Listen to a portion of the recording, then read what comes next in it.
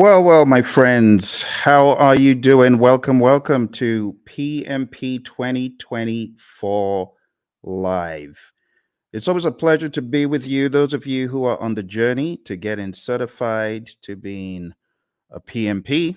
And for those of you who are already certified, I'd like to say a massive congrats to you.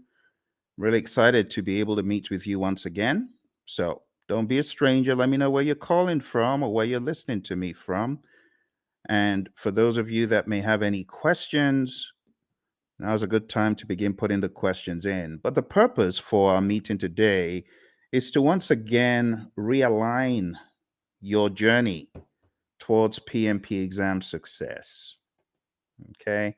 I know lots of you have plans to get certified in 2024, but it's important that you be focused on the right direction. All right. Because this PMP exam, when you look at it, it's full of content. It has so much information in it. So you need to be focused, my friend. You need to be laser focused on what exactly you're doing at every step of the way. Now, the easiest way is this. Number one, understand Agile. Please understand Agile. I know there are lots of courses out there. They're very heavy in the predictive piece, but they're not heavy enough in the Agile piece. And therefore, when people get on the exam, they don't understand the questions. Let me be perfectly clear about the questions, how the questions are posed. The questions are going to ask you, you are a project manager. It will always tell you who you are. You're a project manager in a project. You're doing this, that, or the other. You encounter a situation. What should you do next? But not just that. In the answers, you very well could have a blend of agile and predictive answers. And it doesn't mean you should choose agile all the time or predictive all the time. It depends on the way the answer is crafted. So my recommendation to you, number one, if you have this book called the Agile Practice Guide, read the book.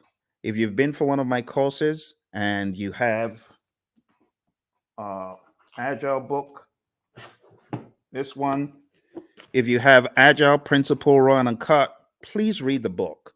In fact, I mean, you can see the relative size, right? This is great. This goes deep. This brings you into the discussion like from a layman's perspective. So if I were you, you can get this on Amazon. You can get this everywhere books are sold, pretty much this as well.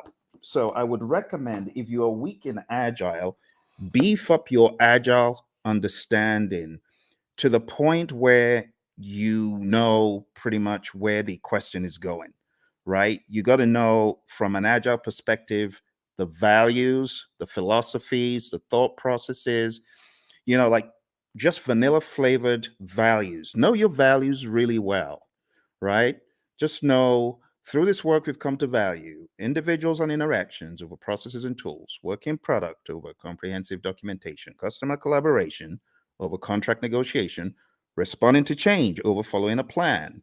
And even though there's value in the items that we just kind of discredited, we value the items on the other side more. That's what you need to be thinking. Then you go over to the principles. Okay. So I'm going to walk you through a little bit of Agile tonight just to make sure you're on that wavelength. When I'm done with Agile, I'm going to tell you what next to do with Agile. And then I'm going to go into the predictive and then the hybrid. So this is probably going to take about an hour. We might be fortunate to get done quicker, but I want us to jump straight into the discussion because there's a lot for me to show you in this world of PMP. And this first piece is a slice from my course that I call Agile for Practitioners. My buddy Roy and I put this together, and it has helped PMPs across the world ace their PMP exam. So I'm just going to give you a quick little slice of Agile for Practitioners tonight. Let's jump straight into a few little introductions. So that's me. That's your buddy Phill. And I got certified in 2005. And since I got certified, I've been helping people across the world come from an engineering background. I'm one of those who escaped, who ran away and went into a different world of project management, trained many organizations, as you can see on the screen, many government entities, and so on. But let's jump straight into why Agile. Why Agile? I like this quote from Leon Meganson. It says, "It is not the strongest of the species that survives, nor the most intelligent, but the one most adaptable to change." It's all about adaptability, my friend, isn't it? You might recall on page 14 of the Agile Practice Guide, the Stacey model. Stacey model is a great representation of different spectrums where you can be either in an agile setting or in a more simple predictive setting. The summary is you don't have to be agile in practice every single project. For example, you don't have to use Scrum on every single project. You don't have to use Kanban on every single project. Imagine a nuclear plant shutdown. You can't do that saying, we're going to do everything entirely agile. Heaven forbid. You got to be predictive in some instances. And that's why we have the simple zone where we are close to agreement in the requirements and close to certainty as far as the technicality. So we've already gotten that out of the way, right? There's that understanding. Now, taking it up a notch, to help you with your philosophies, the idea is in the world of project management, which of these is most important every time? If I asked you to select three things, just three things that you feel are mega important every time, what would they be? Would you choose time? I'm curious. Why don't you chat into me and say, "Hey, Phill, this is what I think. This is what I think is most important on projects all the time." You want to try that? Go for it. Go for it. Go for it. Tell me, what do you think is hyper important? Three things, if you're going to choose three out of these. Any ideas? Is it schedule? Is it budget? Is it scope? Is it customer needs? Is it quality requirements? Or is it team satisfaction? Which three? Chat into me. I'm waiting for you, my friends. I'm waiting. I'm waiting. Come on, you're project managers, right? So you already know the answer to this, hopefully. Which would you choose? Which would you choose?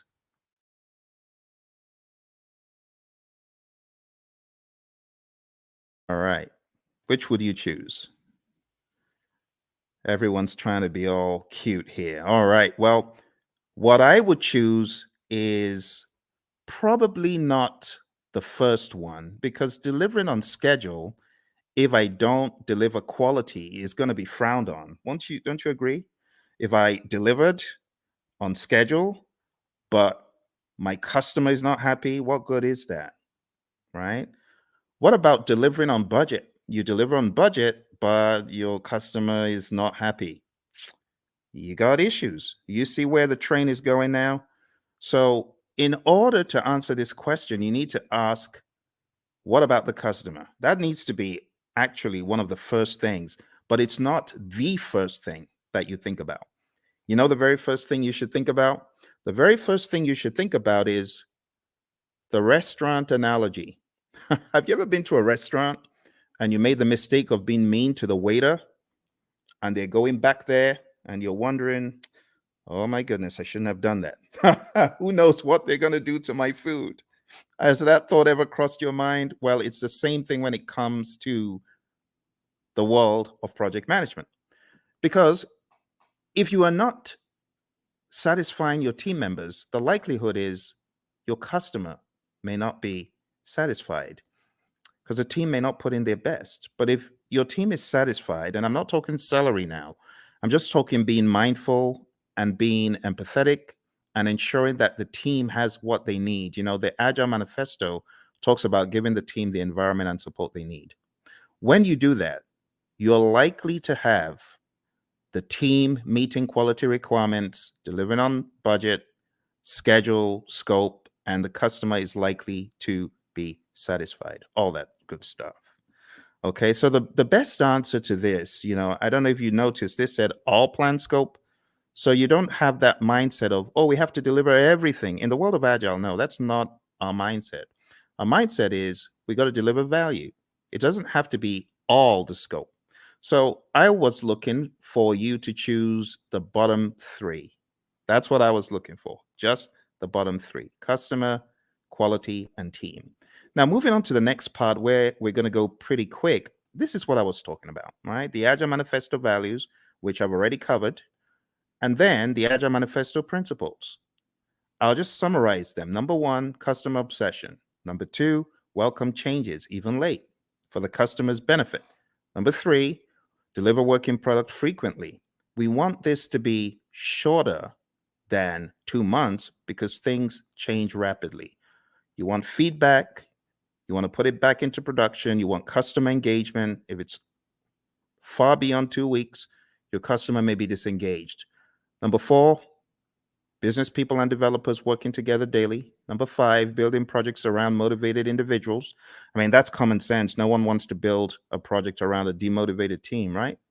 Number six, face-to-face conversation. Now, this is very debatable because today everyone's on Teams, everyone is on Zoom. So, when it comes to efficient and effective, we got to be careful in 2024. But for the sake of your exam, just go with number six as it's written. Number seven, working product, the primary measure of progress. In the world of Agile, we don't do all those percent completes and statuses, right? In this world, Agile processes promote sustainable development. I call number eight, don't kill the team.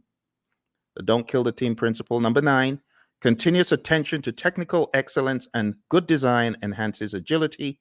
Number 10, keep it simple, sir. Keep it simple, sister. Number 11, the best architectures, requirements, and designs emerge from self-organizing team. Just leave the team alone. Let them do their stuff.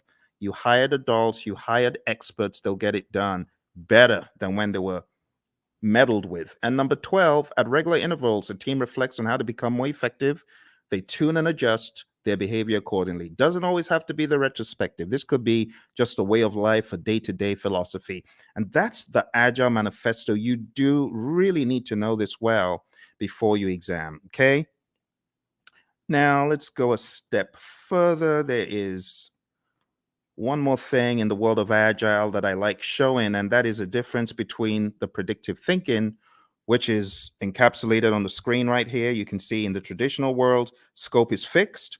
But in the world of Agile, what happens? We flip the triangle on its head, and scope is now flexible, right? What is fixed is we have a fixed time box, that's schedule, and then we have a fixed budget, team size. So don't forget these core things about the world of Agile. Finally, before we get out of Agile, I just want to remind you, because I know a lot of people fight this one. The most popular Agile framework is Scrum, okay? If you haven't read the Scrum Guide, you should. Go to scrumguides.org, download it, read it, right? Scrum is a lightweight, easy to understand model. It's based on 3 pillars of transparency, inspection, and adaptation.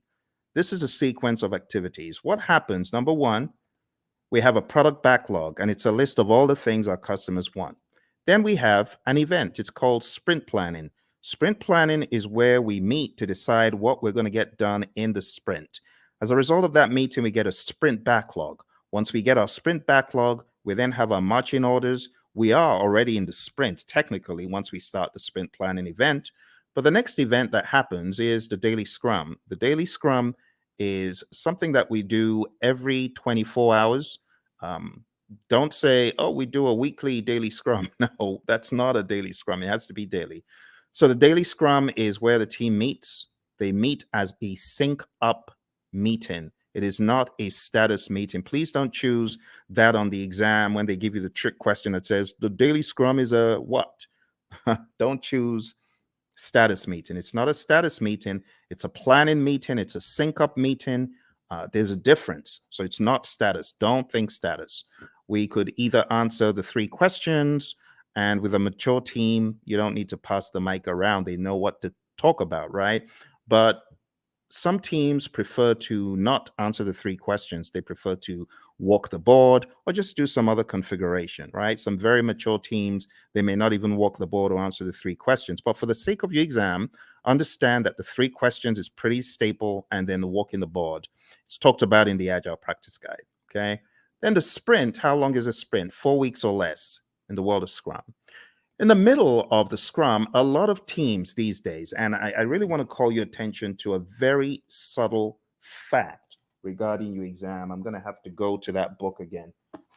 And it's a good book, actually. It's not a bad book. It's the Agile Practice Guide. So let's go to the Agile Practice Guide, okay?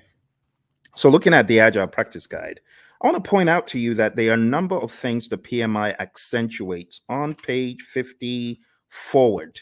Okay, so you do need to read PMI's account, because in the Scrum Guide, you don't have any talk about the event called Backlog Refinement. In fact, in the Scrum Guide, it's looked at as everyday life for the product owner. But in the Agile Practice Guide, it is called out specifically on page 52 in the Agile Practice Guide. And it just reads, in iteration-based Agile, the product owner often works with a team to prepare some stories for the upcoming iteration during one or more sessions in the middle of the iteration, okay? So this account is about 2 paragraphs, but you don't find this in the Scrum Guide. You should pay attention to Backlog Refinement. You should pay attention to PMI's account of Agile, PMI's account of all things that are on the exam, okay? So even though Backlog Refinement in this image I've graded because it's optional, you should, as a PMP candidate, be aware that PMI has 2 full paragraphs. It says there is no consensus on how long the refinement should be. There's a continuum of just-in-time refinement for flow-based Agile. The team takes the next card off the to-do column and discusses it. And then it says many iteration-based Agile teams use the time-boxed 1-hour discussion midway through a 2-week iteration. And that's exactly what I'm depicting on the screen. This is midway through the iteration. The team takes some time out. They do the backlog refinement. They go through the whole idea behind the INVEST acronym. Now, this is not a place for us to debate whether it is good or bad, because I have some of the Agile zealots who hate the INVEST acronym. Don't listen to them. What do I mean by the INVEST acronym? Independent, negotiable, valuable or vertical, estimable, small enough to fit within a sprint, and testable. You want to make sure that your backlog items are indeed ready. Okay, like I said, various schools of thought are against the INVEST acronym. But when we talk about the refinement, when we talk about the definition of ready, it is important you understand and have some sort of guardrail framework to help you. So this helps achieve definition of ready. Okay. If the story fails to meet one of these criteria, the team may want to reword it or even consider a rewrite. So this is the INVEST acronym. When we say a story is ready, it means ready for us to work on. And in your backlog refinement sessions, you want to work on getting your stories to a definition of ready. Okay, it's just that simple. When you get certified, you can, join the debate about whether backlog refinement should be done with the INVEST acronym, whether definition of ready is good or bad. I'm not here for all that, right? But just know for your exam, it's in the Agile Practice Guide. All right, moving on. We have the sprint review event, and this is where the customer, could be the end user involved as well, the stakeholders. This is where there is a review of what was created, the increment, right?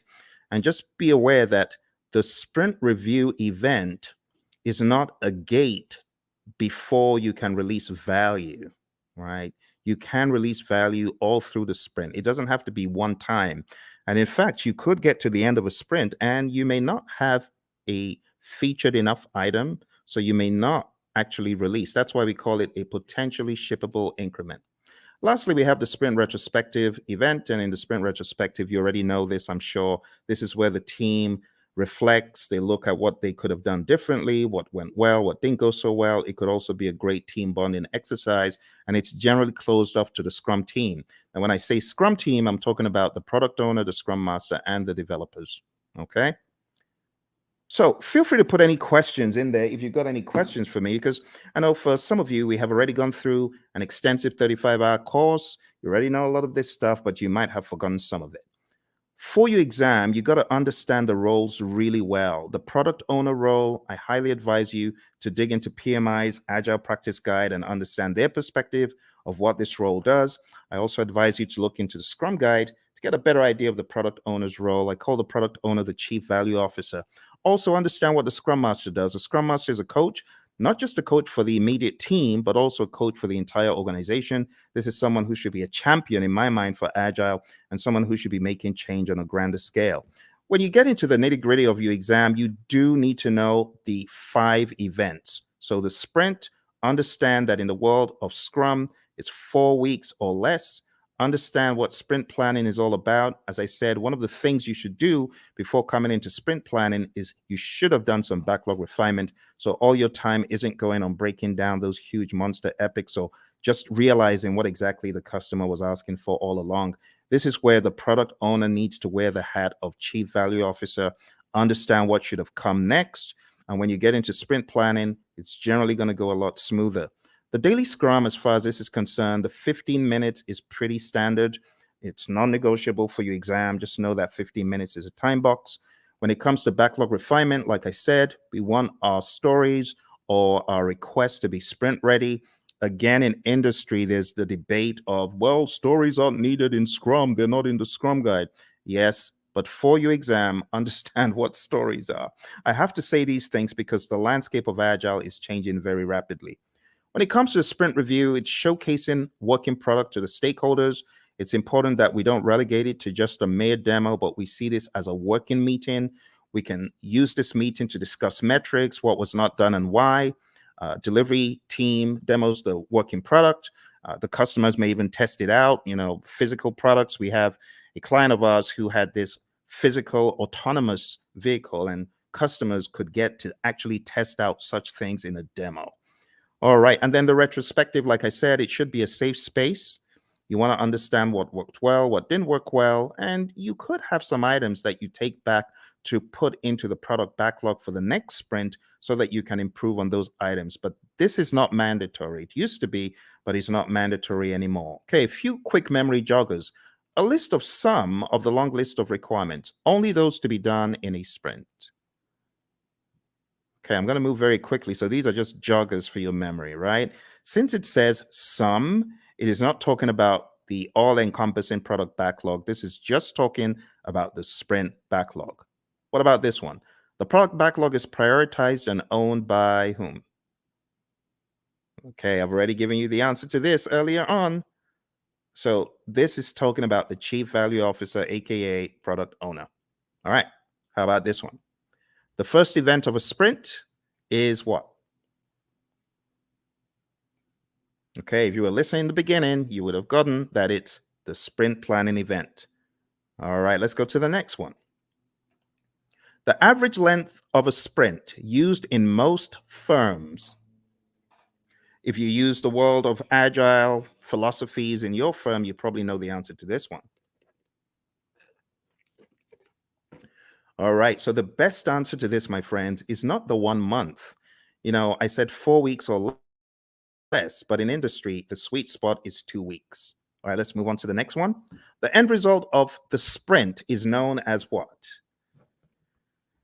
What do you call the end result of the sprint? All right, so I've abbreviated it because I really want you to think. I really want you to be on your toes thinking about, okay, what are we talking about here? So here we're actually talking about the increment. Now, you can eliminate 1, but you're left with 3. It's definitely not the Project Management Institute. So the best answer that I would have expected you to choose is potentially shippable increment, PSI. Majorly because it may not be featured enough. All right. So PSI is the answer to that one. Okay. PSI. Okay. Next one, a daily scrum is what? What is a daily scrum?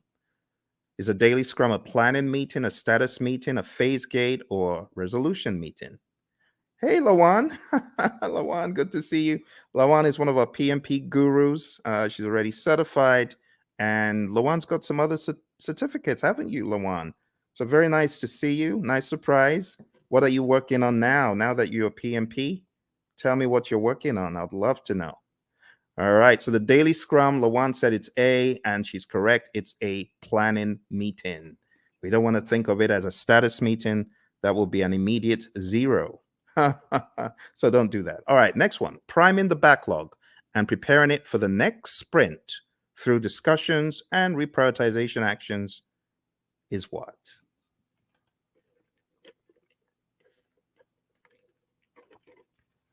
Awesome. Lawan is on it. She is on it. She hasn't forgotten it. Not missed a beat. Thank you, Lawan. The best answer to that is indeed what you chose. The answer is backlog refinement.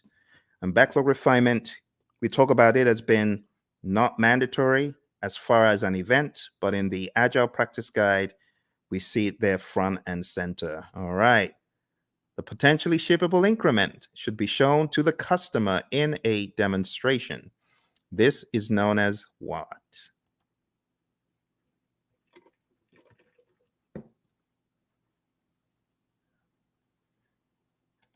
All right. So even though we call it a demonstration, it's not just that, but the best thing that we were looking for here is option C, sprint review. Now, again, just so you know, there's a lot of controversy in the world of Agile and Scrum when you call the sprint planning or sprint review or sprint retrospective a ceremony, you may get a wrist slap from some of the zealots. I don't care. Whatever. It is what it is. A lot of people call it ceremonies. A lot of people call them, other things, and that's it is what it is. Okay, Lawan. Lawan says she's working on her PSM. Awesome, Lawan. I know that you've already taken a lot of Ken Schwaber's PSM pre-test, so just keep doing that. And honestly, his site is probably the best place to be to just keep taking them over and over again, reading the Scrum Guide over and over again, and listen to our audio because we've got audio out there on our channel, as you know. But well done, and try your best to listen to the lessons learned that are out there. We got lessons learned from the PSM from our friend Darian and Cindy, who both got certified last year. So I would recommend listening to them. I am going to put a link in the chat right now so that you can go listen to that episode. You can go listen to that episode and get some wisdom from both of them. They both got certified less than a year ago for the PSM. All right, well, let's move on to the next one. The Scrum team should spend time in self reflection and checking itself for optimization and improvements. This is known as what? Another very easy one. You're welcome, Lawan. All right, another very easy one, very easy. Obviously, you know what we're talking about here. We're talking about the retrospective. Brilliant. All right, another thing that you should be aware of is just the terminology when we go through the product backlog. We have different terminologies. We have the product itself. We have the epics, features, stories, and tasks. And I just use a silly little mnemonic. I just say Phill eats fries sometimes on Tuesdays. It's my mnemonic. You can use that to remember. And here's an example of how the backlog could be broken down, right? Epics, huge chunks of functionality. Features, a group user stories together for release. It's a sensible way of releasing stuff, release like stories. And then we have tasks, which are not in the product backlog, by the way. At best, these would be in your sprint backlog, but you have a lot of mature teams who don't even put that level of stuff into their backlogs. So at the end of the day, you would have a breakdown that looks something like this, right? You would have the product broken down into epics. Here's an example of PBIs for a website, and I will zoom in so you can see the intricacies here. So it looks very much like a work breakdown structure, but don't get it twisted. It's not a work breakdown structure. This is a product, right? Product breakdown. It is not a work breakdown. Okay, so this is the general idea. epics, features, stories. You can see we have the core website functionality broken down into the UI, and then that broken down progressively into more levels of detail until we get to a task level. Okay, and then here you can see the UX, content and user experience broken down into smaller pieces as well. Those would be at the feature level, and these story level, ultimately the task level. And we don't want to make this a religious thing you do in the world of Agile. It's not. It's just logic on how you break down your backlog, right? So your product backlog, you have big boulders, big chunks. Here's the general idea. When you're working on your product backlog, it's like an iceberg, right? You got this big old iceberg at the bottom. You got to break the iceberg into smaller pieces. And those smaller pieces, that's what floats up to the top. And that's what gets done. If the product owner, of course, is thinking properly, that's what should happen first. Okay. The next big difference that I want to point out is the difference between the definition of ready, which we talked about earlier. Go listen to it if you didn't. And then the definition of done. Definition of done is an agreed upon set of items that must be completed before an increment is considered complete.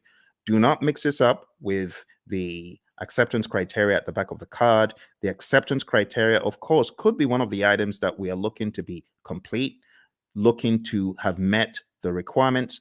But at the end of the day, the definition of done is not just one thing, it's a number of things. And it's on a case by case basis, depending on your industry and depending on your unique situation. But just remember that the definition of ready and the definition of done are different things. What drives Agile is a concept of value delivery. So you want to make sure you're delivering value to your client. Value should be the number one thing. Another thing that we joke about in our class is the concept of food, because we know people love food. But imagine if you went to a five-star restaurant and you wanted the dessert and someone said, no, you can't have the dessert. You got to eat the greens. Well, as an adult, you can appreciate that. But what if you were a kid? You wouldn't. In the same token, our customers, they have things that are near and dear to them, like dessert. And we say, give them the value they want first. Don't withhold the value from them because they won't be happy if you withhold the value from them. If you gave them the value, then they understand you get them, right? You totally get them. So how do you order the backlog? The different ways of ordering the backlog, but one of the philosophies is to understand the concept of doing the big, hairy, audacious things first, right? The high risk, but high value. So always think, what is high risk? What is there a high risk and a high value on in this project?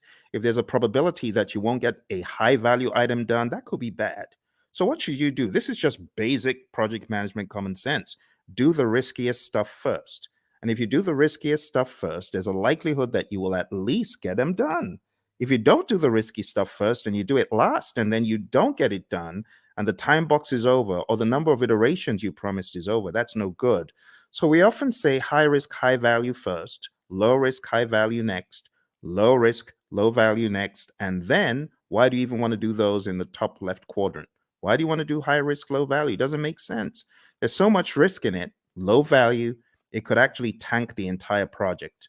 All right. So we're not saying this is the only way to think, but we're saying start off by looking for the high value stuff and then look for the riskiest of the high value stuff. There are other instances where you could prioritize based on other items such as urgency, cost of delay, weighted shortest job first. There's so many things you could think about.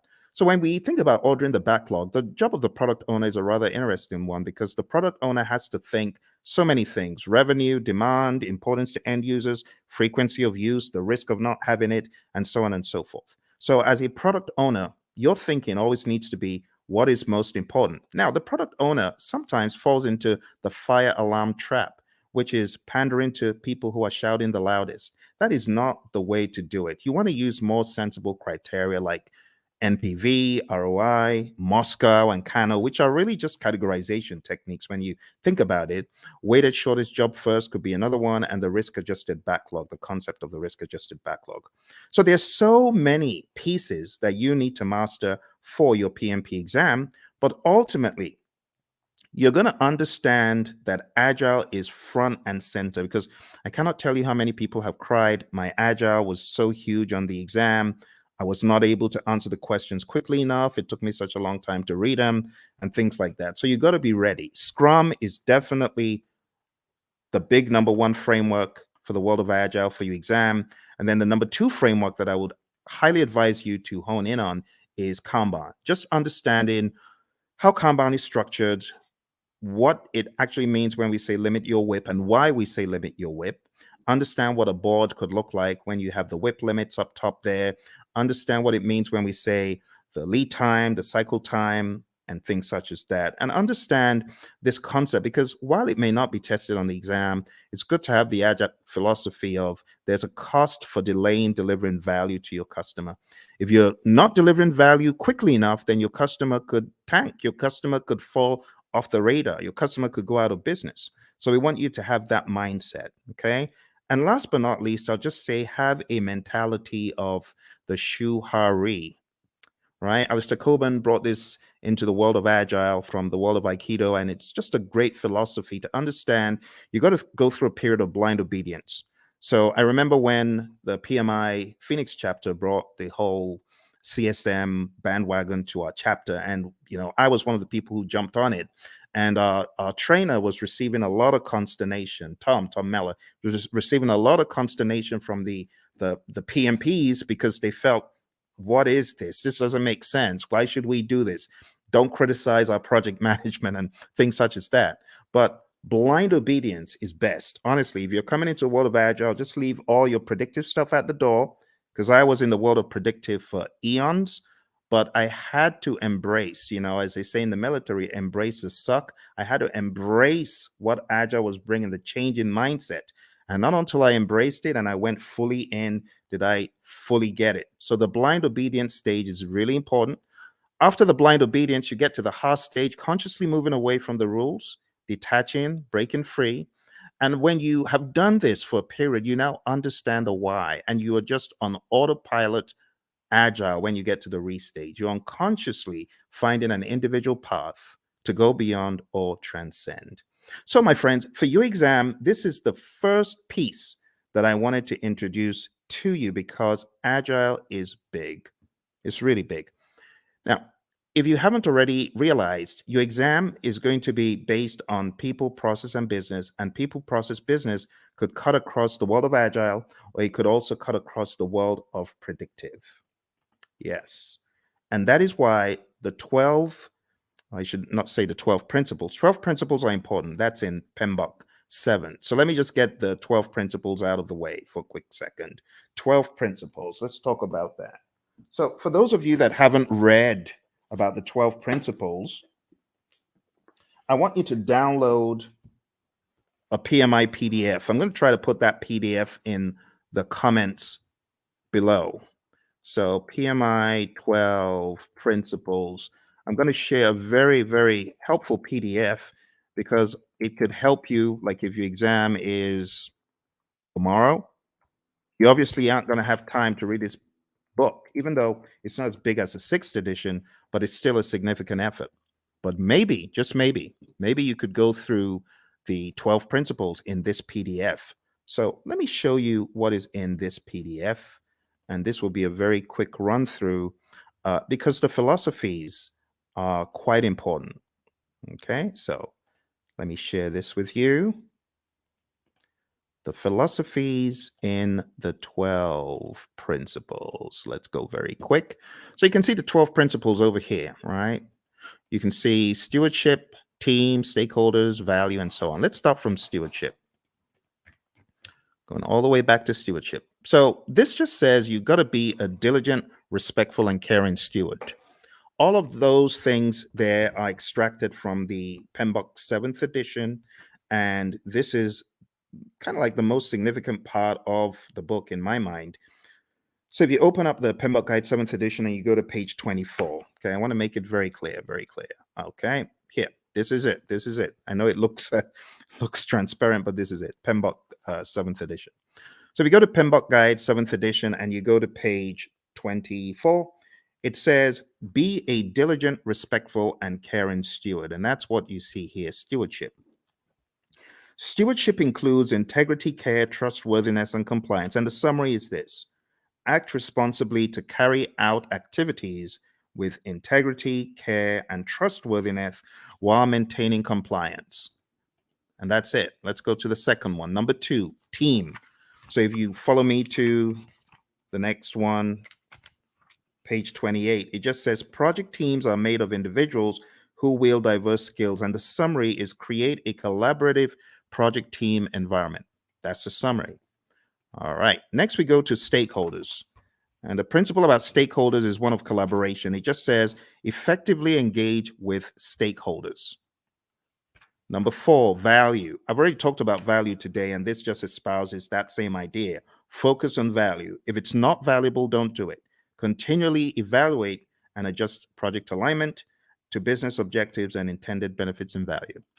Systems thinking. Always see the big picture. It says recognize, evaluate, and respond to system interactions. That's that one.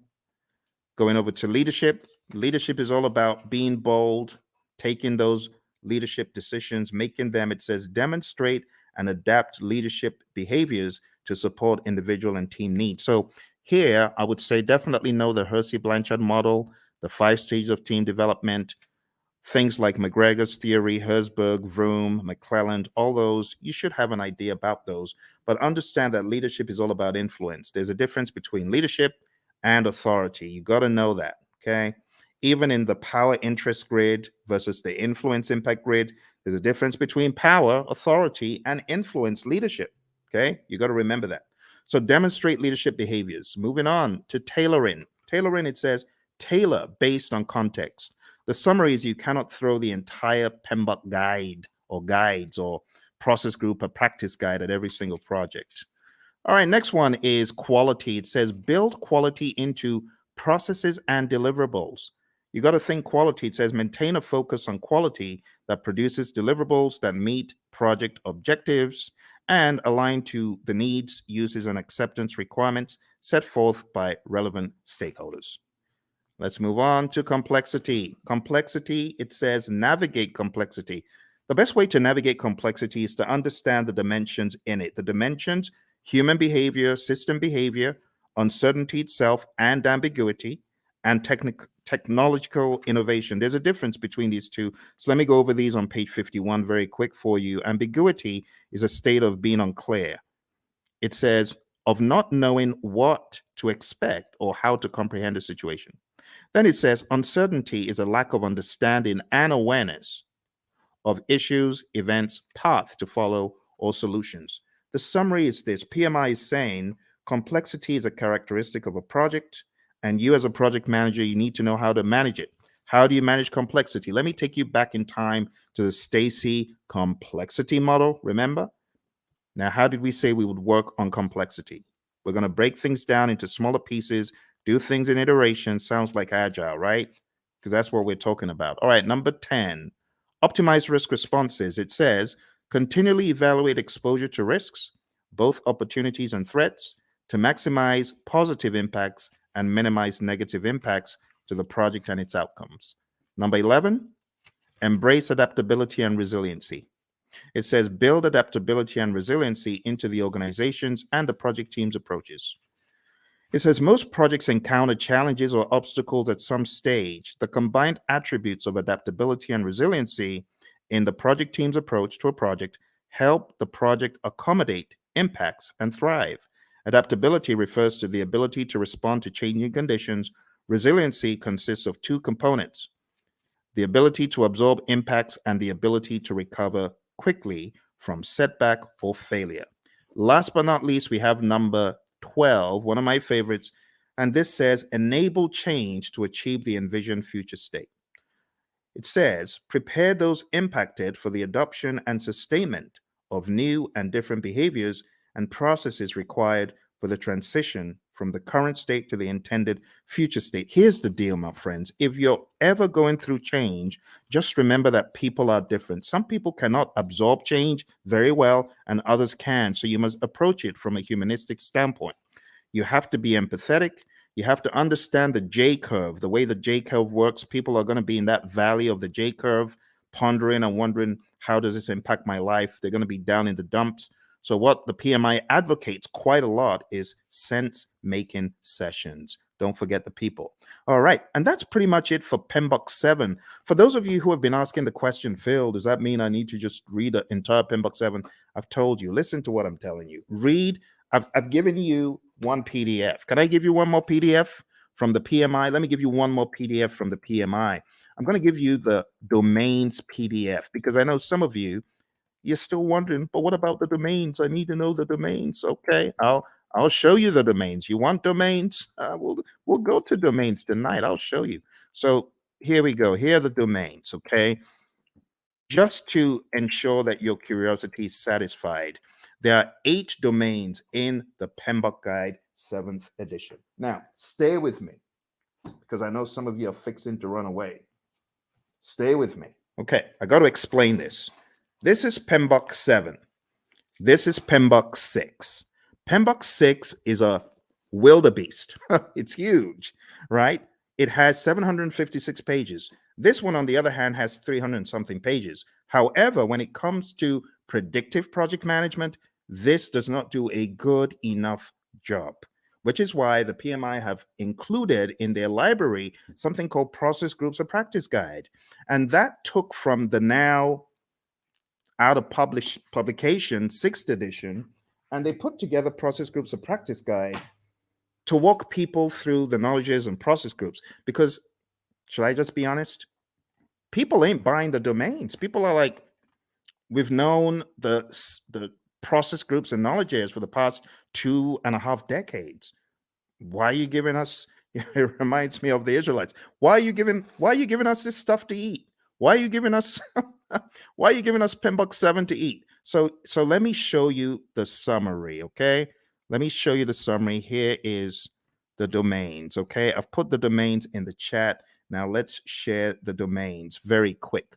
Now, I'm going to read for you from the PMBOK Guide 7th edition, and hopefully you will not ask me this ever again because I feel it's not a very good use of our time, but I know some of you are curious. So let's go to page 7. And another thing about this book is it has 2 sets of pages. You have page 1 in the side where you have the principles, and then you have another page 1 where you have the domains. But let's talk about the domains.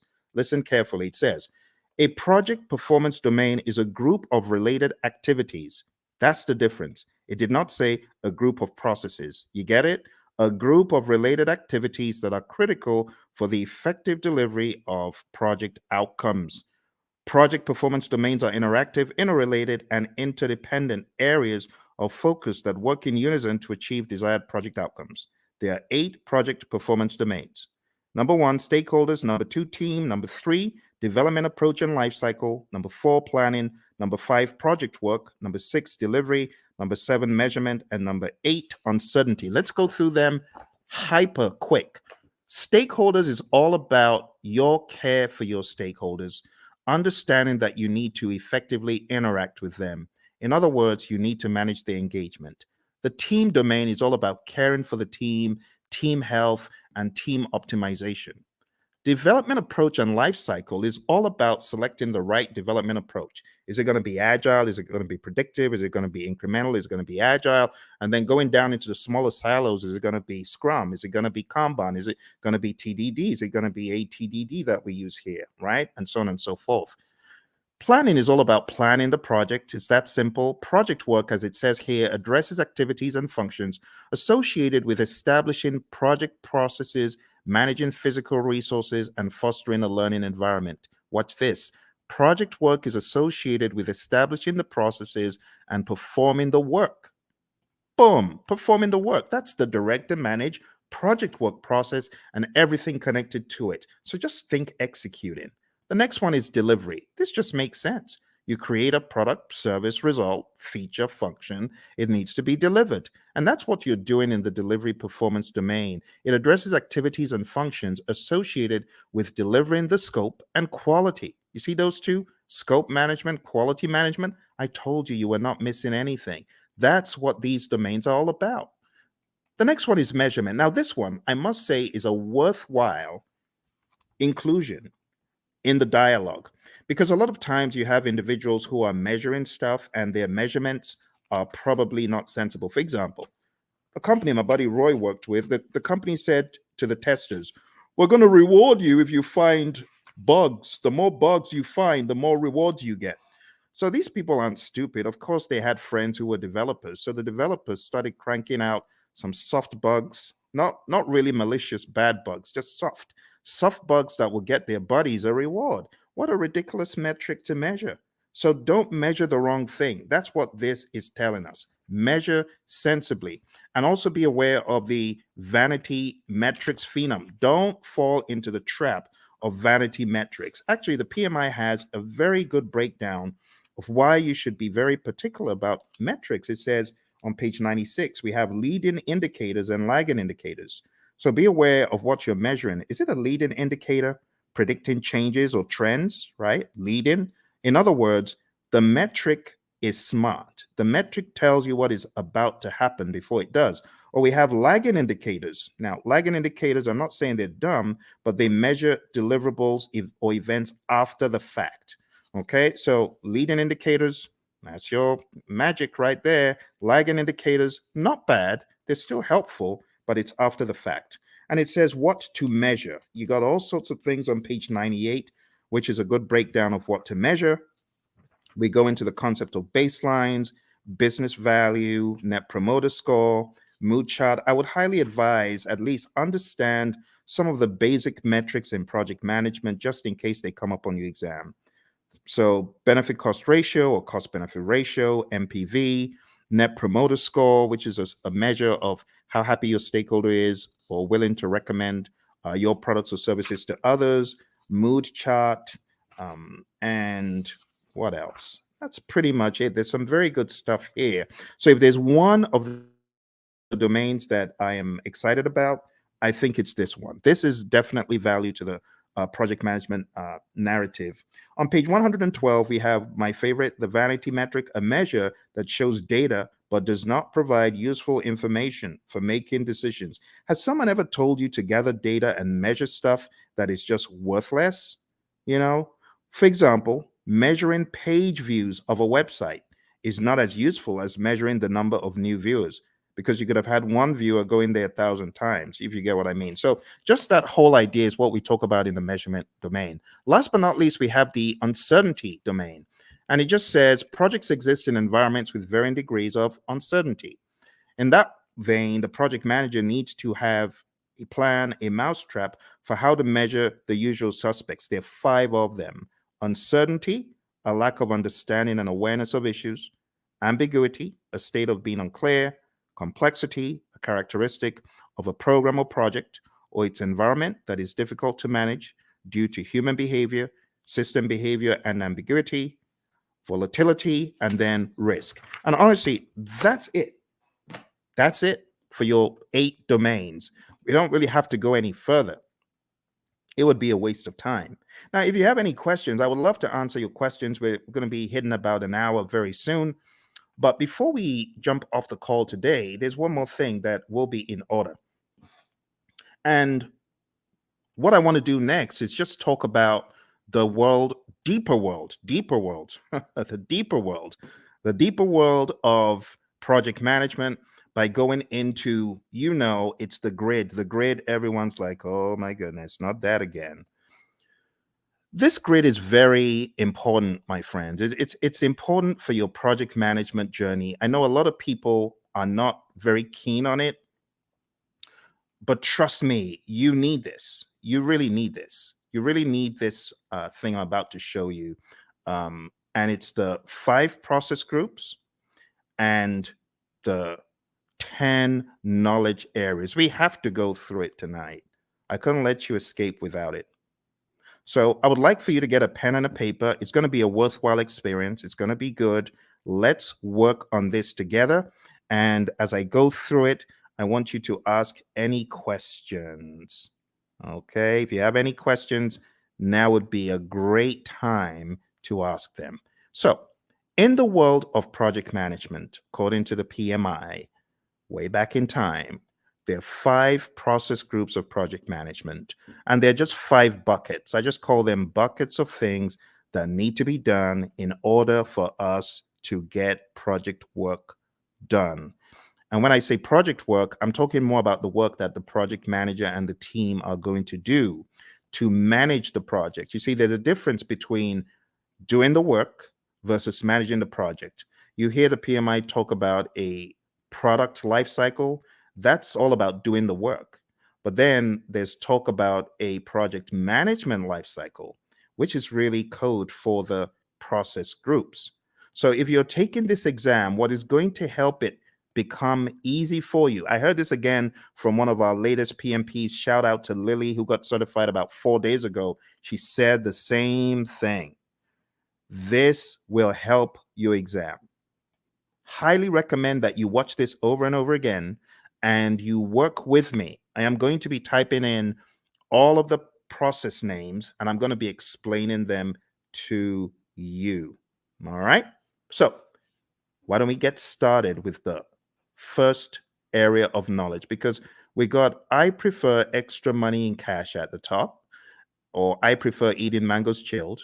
And then we've got I saw 6 chipmunks quietly roasting coffee, reading poetry stories. Or I saw 6 Cubans quietly rolling cigars, really puffing smoke. You choose whatever one you want. As long as you remember the 10 areas of knowledge, I'm good. Moving into each one, we have the very first, which is integration. I'm going to be making them a bright yellow as I go through. Hopefully, I remember to be consistent with it. And in that way, you'll know which one we're on. Okay.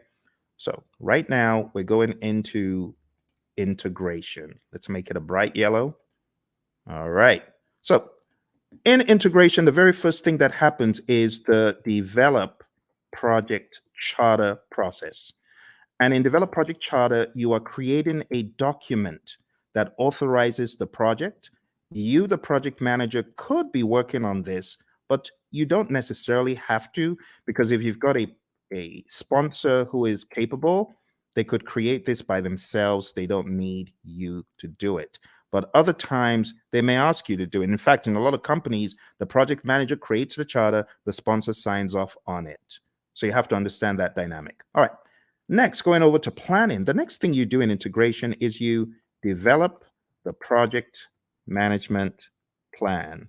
And this is where you put the big plan together because there's a lot of stuff that actually happens under the process that we're not seeing yet. There's stuff that happens under integration, and all of that rolls up, technically speaking, into integration at the end. We'll talk about that progressively. Next, going into executing, we have the direct and manage project work process. This is where the work is being done and the major output is a deliverable. So think about it. Everything that you're doing in project management, whether you're making a chicken sandwich or whether you're working on software or code or whatever, you will have the time when you need to uh, do the work. And direct and manage project work is where the project manager is helping by directing and managing what needs to be done. Okay. From direct to manage project work, in addition to deliverables, we get something called the issue log, and we also get work performance data, which is just like you as a project manager, you are observing what is happening on the project. You're observing how many widgets have defects. You might be observing which employees are unable to come in for work. We call that work performance data. The other thing that happens here in executing and integration is manage project knowledge. Okay, and then moving over to monitoring and controlling, we have a process called monitor and control project work. And this is where we are creating reports. We call them work performance reports. And the reports help understand the status of the project and so on. And the other thing that happens here is called perform integrated change control. And this is where you are reviewing the change requests that come in. The change control board is also involved. So you would review the change request as it comes in. If the change request is not in formal writing, you are encouraged to put it in formal writing.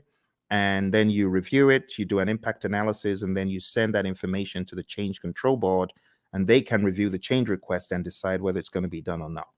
And then in closing, we have the close project or phase process, close project or phase. And this is where you close out either a phase in the project or the project as a whole. Now, what I want to do right now is just comb through them in a little bit more depth. All right. We get a project charter from here, develop project charter over here. From develop project management plan, we get our project management plan. From direct to manage project work, we get our deliverables. From manage project knowledge, this is where we do our lessons learned. We get a lessons learned register. From monitor and control project work, we get our work performance reports. From perform integrated change control, we get our approved change requests.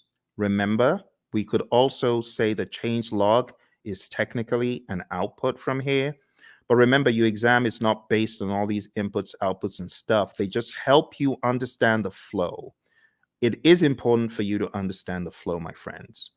And then we have close project or phase. So closing out the project or a phase in the project. This is where we have a final product, service, or result transition as an output. We also have a final report as an output. Okay. Now, these are not just random words that I made up. These are indeed things in the PMBOK Guide 6th edition and things that are helpful for you to know as you traverse the landscape of project management as you prepare for your exam. Okay. All right. I hope that makes sense. Do send in any questions if you have questions. So that's the first knowledge area. Now, everything that happens under integration, you got to look at it like this. Look at it like this. All this stuff under rolls up. All the stuff under rolls up, technically speaking. Now here, I know we only have one process here, but technically speaking, what you have in identifying the stakeholders, you want to make sure the stakeholders buy into the charter. All the stuff you have here in planning is going to add up to your project management plan. All the stuff you do in executing is pretty much governed, talking about governance from an integrative standpoint. Everything you do in monitoring and controlling is governed up here because all you're checking to see if you're going according to plan in all the knowledge areas is governed at a higher level in monitor and control project work. And close project or phase, it just has that. Okay. And that's the general high level idea. Now we're going to be going crazily quick. So I'm going to put the responsibility in your court to tell me to slow down or stop because I'm just going to go pedal to metal from here. Okay. All right. So draw along, follow along. It will be a good exercise. Going into planning, we have plan, scope, management as a process where we decide how to manage scope. Then we have collect requirements, where we are collecting all the requirements, functional requirements, business requirements, and so on. Then we have the define scope process, where we create the project scope statement, which has all the inclusions, exclusions, detailed deliverable description, and so on. Then we have create WBS, which is where we create the work breakdown structure. Then we jump across to the monitoring and controlling process group. And here we have two things. We have validate scope. This is where your customer checks the product, service, or result. And then we have control scope. And this is where you, as a great project manager, you're controlling the scope, making sure people aren't adding extras. Okay, good.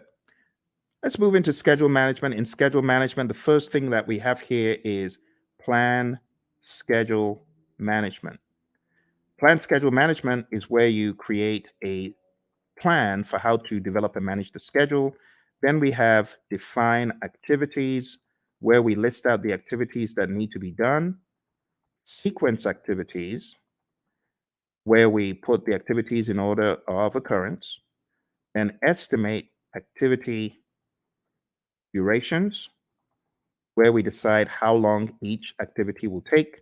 And then we have developed schedule, which takes everything into account.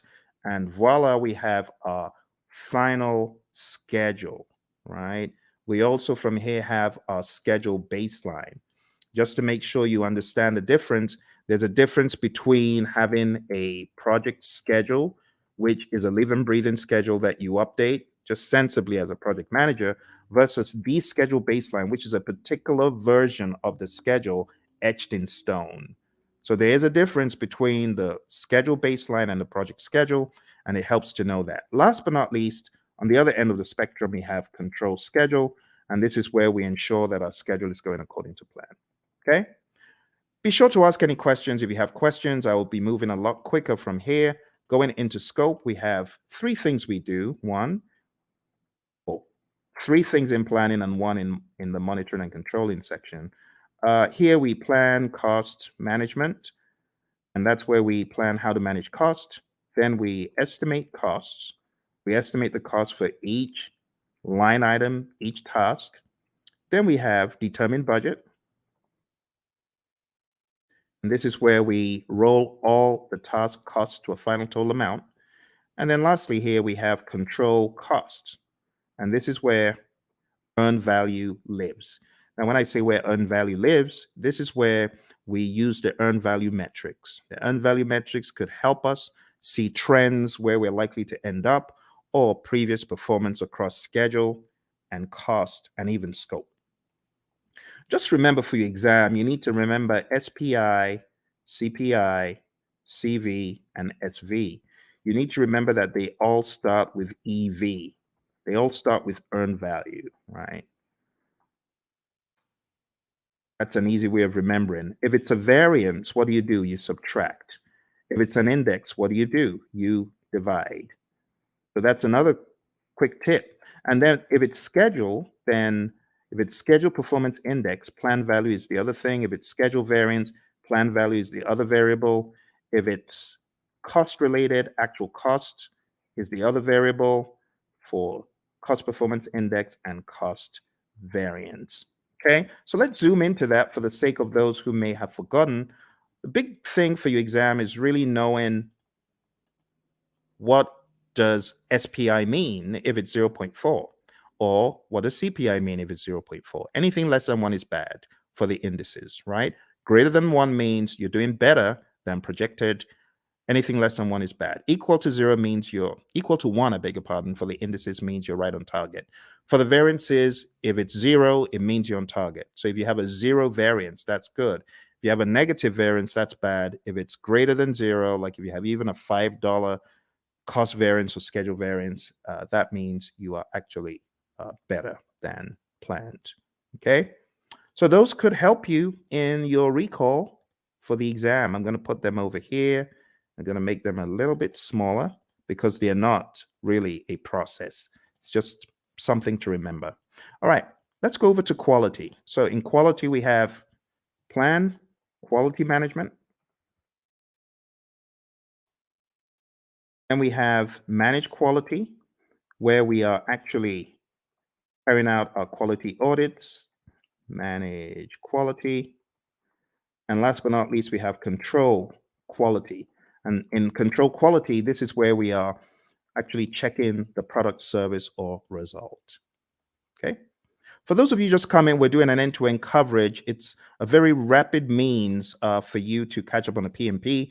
Once this live stream is over, it is likely you will not see the video because the video will be pulled down. You won't see this video once it's over.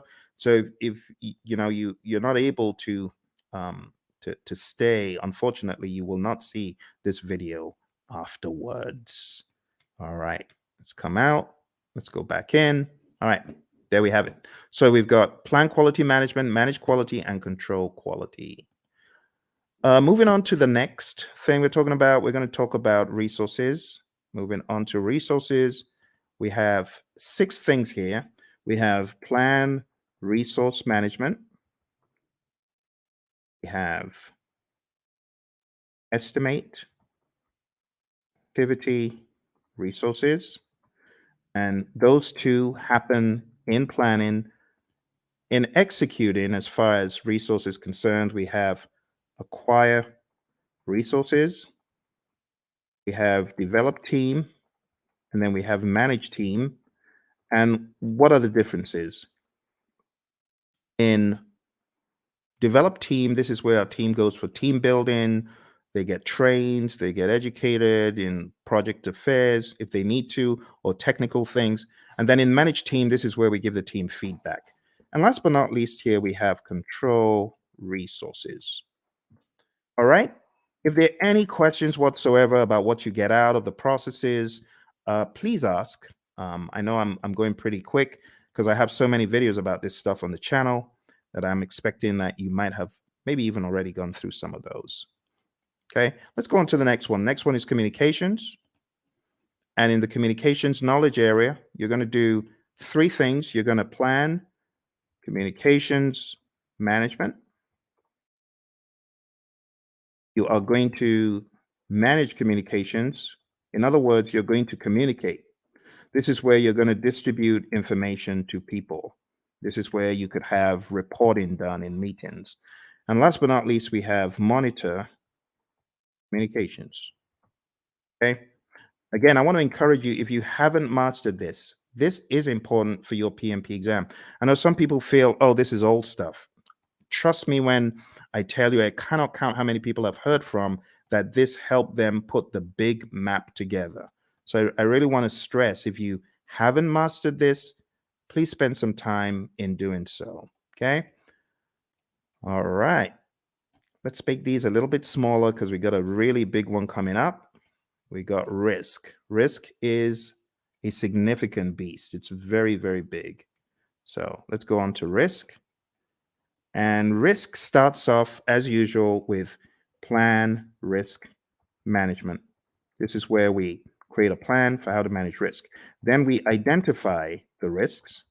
Then we perform a qualitative risk analysis. Think about it like a high, medium, low, or on a scale, numbers that generally don't equate to the same thing from project to project, but they help us in the prioritization of the risks, as far as which risks are we going to go after, which ones are we going to leave alone, so on and so forth. All right, moving on. We have perform quantitative risk analysis.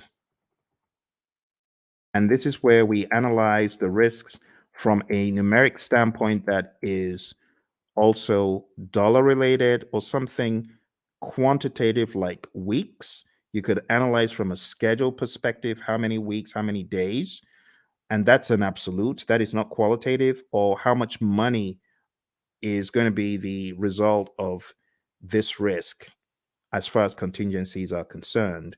This is where you're getting really into some hardcore amounts. The next thing that happens is called plan risk responses. And then we jump across to executing, and then we implement those responses.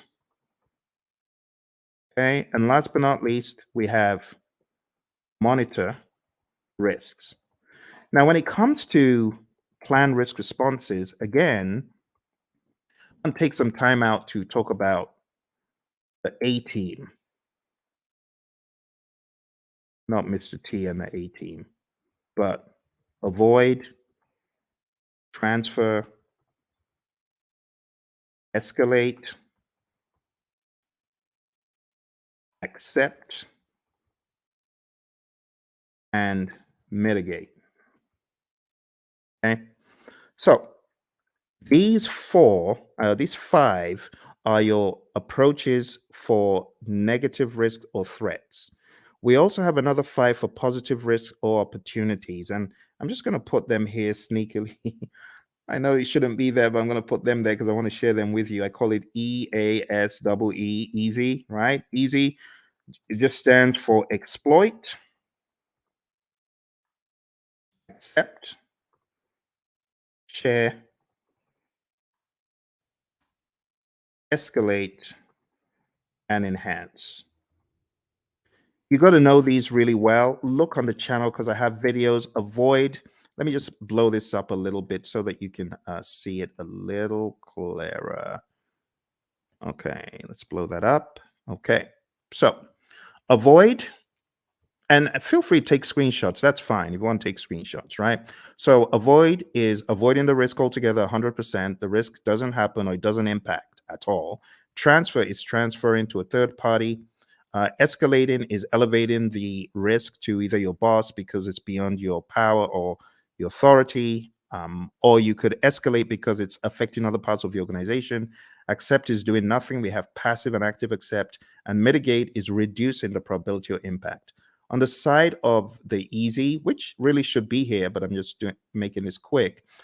The easy is for the positive risk. So you could exploit a risk. That's 100%. That positive risk is going to happen, right? That's what we mean by exploit. 100% will happen. Accept is doing nothing. We have passive and active accept again. Sharing, again, same strategy as I said for transfer. You involve a third party. It could be a special purpose company. It could be a sister organization that you share the positive risk with.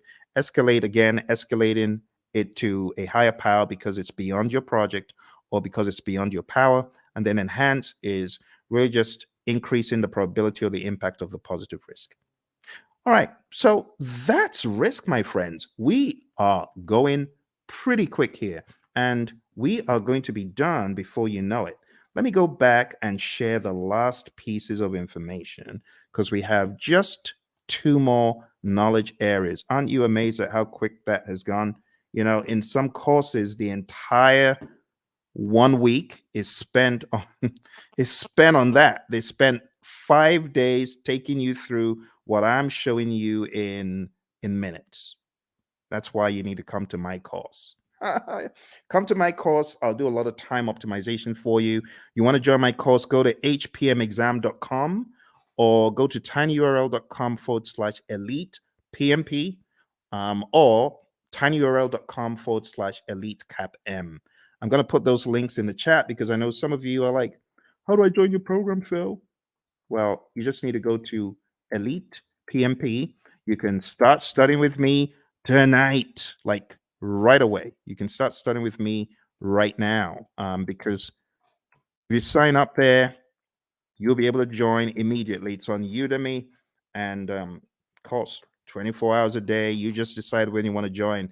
And if you're getting ready for the CAPM exam and you're wondering how to get certified, you can join me on the Elite CAPM program as well. I'm going to put that in the link. Do that. Put that in the chat. So go to Elite CAPM if you're keen on studying with me for the CAPM exam. And then if you want to be on my full-blown training for project managers, not only to get them PMP certified, but also to elevate them to the next level after PMP. In other words, showing you how to succeed. You can just jump into my program, which is called hpmexam.com PMP exam immersion.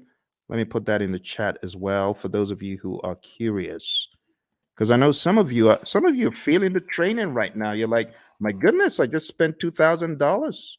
I spent 10 times more. I got 10 times less in a different program. If that's you, I want you to smash that like button. Tell me if that's you. I want you to hit like. I want you to subscribe to the channel, and I actually need you to share it with your friends. Okay, that's what I need you to do. So if you want to study with me, do that. And if you're like, Phill, I ain't got a dime. I'm just trying to get by. Hey, that used to be me. That used to be me back in 05. I didn't have a dime. And that's why I've got you covered. I've got a free 30-hour program right here on YouTube. For those of you who are on YouTube, those of you who are on the other platforms, thank you for joining me from the other platforms. I see you. I see all of you across the platforms. So if that's you and you're like, Phill, I ain't got a dime, I got you covered. I'm going to put a link in the chat, and this is to my 30-hour free program, totally free. All you need to do is go on to pmp.pmradio.org, and I've got over 30 hours of free video. Free, totally free. No catch. The only thing I ask, though, if you really want to support the channel, because I know some of you you gained so much from the channel. Just go get the book, PMP Exam Immersion, right? The PMP Exam Immersion book, I'm going to show you tonight how to put everything together in context. And if you wanted to get this book, like download the book right away, you can. This book has the deep secrets to your PMP success because it puts everything together. It puts agile, predictive, hybrid, it weaves it all together. It's called PMP Exam Immersion, the book. So I know I have the course, but this is the book. And if you get the book on the link that I just shared, you'll actually be able to download a workbook. And the workbook has 100 of these crazy, what should a project manager do next kind of questions. So whatever the case, whether you can afford it or not, I got you covered. For those of you who say, Phill, I'm just, trying to survive here. That used to be me. So I got you covered. Don't worry. Just go to pm.pmradio.org, and you're gonna be extremely delighted when you see what I have in store for you guys and girls. Okay. So let's jump into the final piece of our journey today, which is going over the last two. I'm going to make the others very small, just so that everything can fit on the screen. Okay. Some of these processes, they occupy a lot of space. I might be able to make a few of them bigger, like quality is actually not that much. And if you haven't gone through this rites of passage, well, I'm glad you're going through it right now. This is a brilliant opportunity for you to see how the entire table comes together. All right, so procurement. What do we do in procurement? Number one, we plan procurement management. Plan procurement management is where we decide, are we going to buy or not? Are we going to make or are we going to buy? If you decide to buy, then we go through the procurement process, the philosophies, right? And we do the RFPs or the RFQs or the RFI, request for proposal RFP, request for quote RFQ, request for request for information RFI, IFN, invitation for negotiation. I'm talking so quick because I want to get done. I want to get done. It's a weekend. It's a weekend. You see, the labor of love, your buddy Phill is here for you to help you. Because once I hit the road again, it's going to be hard for me to do these. And I hit the road very shortly. All right, conduct procurement is where you take a look at all of the proposals that were sent in and you select one or two, you award a contract, and then control procurements. This is where you are checking to ensure that the vendor, the seller actually did what they promised. You want to make sure that they are delivering. You want to make sure that they are on time. You want to make sure, as one of my students said, hey, my client just showed up and we do interior for airplanes and they just showed up to do an audit. That's control procurement. You want to make sure that the seller is really upholding the quality. And the funny thing is they weren't, because, some of these folks, they bring in, they want to show off to their friend, like, oh, you need to take a look at this aircraft that we're refurbishing. So unfortunately, on that day, one of them brought his buddies into to the workplace. Bad move because the customer showed up. All right, let's finish this off. All right, last but not least, we have stakeholder. So over here, we have identify stakeholders. This is the only one that you have in the initiating process group. And then we have plan stakeholder engagement. And then we have, after you've planned how to engage a stakeholder, then we have manage stakeholder engagement. This is where you're actually engaging your stakeholder, speaking with them, communicating with them, working with them. And last but not least, we have monitor stakeholder engagement. Okay. And my friends, that's it. I just showed you. Please give me a round of applause. Give me a round of applause, please, please, please. I think I deserve it because I've done what a lot of instructors won't do. I took you through the entire Agile curriculum. I've taken you through PMBOK 7, principles, domains, and boom, now I took you through PMBOK 6. PMBOK 6. Do you know how much time that would have taken to go through these books alone? Do you know what that would have taken? We went through this, we went through this, and we went through this. All in 1.5 hours.